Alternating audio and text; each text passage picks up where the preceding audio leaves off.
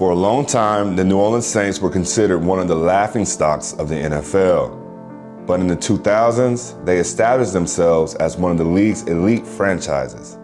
Meeting names and faces helped turn things around, but a few stand out more than others. One was a kid who grew up a couple hundred miles from New Orleans and got to live out his NFL dream. I'm Steven Jackson, and in this episode of Legends, we look back at one of the most underrated running backs in NFL history and one of the most revered New Orleans Saints to ever play the game. I'm talking about no other than Deuce McAllister.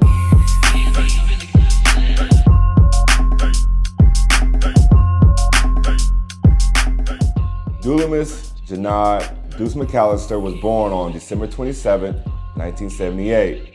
In Ludlow, Mississippi. He grew up a multi-sport athlete, but he got his nickname in youth football. A coach couldn't pronounce his name, so he called him Deuce after his number 2. Deuce focused on football at Morton High, where he was an all-state safety and running back. And although he was heavily recruited, Deuce ultimately decided to stay close to home.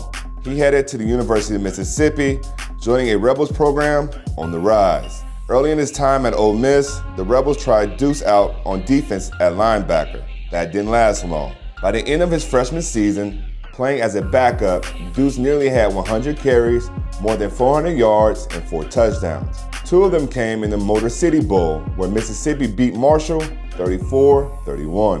In 1998, Deuce took over at running back. By the time he was done at Mississippi, he made history. Over the next 3 seasons, Deuce became the first Rebel to ever record 3 consecutive seasons with over 1,000 yards for scrimmage. There were endless highlights. And even though he had a ton of draft buzz after his junior year, Deuce came back to Oxford for his senior season and his degree. He set Ole Miss school records for all-purpose yards, rushing yards, total touchdowns, rushing touchdowns, and 100-yard rushing games, all which still stand until today. McAllister was high on everyone's list going into the 2001 NFL Draft. His stock rose even further after he measured at 6'1" and ran a 4.41 40-yard dash in pre-draft workouts. Deuce ended up being the second running back off the board, only behind TCU's future Hall of Famer, LaDainian Tomlinson. The shock was the team that took him. Just 2 years earlier, the Saints had traded 8 draft picks to take Texas running back Ricky Williams with the 5th overall pick. Now they were using another first-rounder on McAllister. With Williams already in the backfield, Deuce's impact was limited as a rookie in 2001. But in December, Saints coach Jim Haslett unleashed his rookie runner in a game against the divisional rival Falcons for 2 key plays. And then Deuce McAllister. Hey, Deuce. Deuces are wild. Man, no one's going to catch him. He threw 1 pass, he ran 1 ball, and he's in the end zone twice. By the end of the season, New Orleans had seen enough. The Saints sent Williams to the Miami Dolphins for Miami's first-round picks in 2002 and 2003. Deuce took over as a starter in his second season in the NFL, and in 2003, he dominated. From week 4 to week 13, Deuce rushed for at least 100 yards in all 9 of New Orleans games. The last 3 of that streak will make any legend envious. 173 yards and 2 touchdowns in the win over the Falcons, 184 yards and 2 more scores in a loss to the Eagles, and 165 yards in a win over Washington. New Orleans finished the season 8-8, but Deuce was awesome. He rushed for 1,641 yards and picked up 516 more through the air. His total of 2,157 yards that season still ranks 34th in NFL history and remains the Saints' franchise record. And not only did Deuce go to his 2nd straight Pro Bowl, he also received support for being Offensive Player of the Year. In 2004, Deuce went over 1,000 yards again, but in 2005 would bring tremendous challenge for him and for New Orleans. The city of New Orleans was dealing with the aftermath of Hurricane Katrina. When Deuce suffered a torn ACL in week 5, he redirected his energy and his Catch-22 Foundation to helping those who were suffering after the hurricane. By 2006, the city of New Orleans was rebuilding. After being displaced by Katrina, the Saints were back in the Superdome. Quarterback Drew Brees, rookie Reggie Bush, and new head coach Sean Payton joined the team. And Deuce Deuce was back.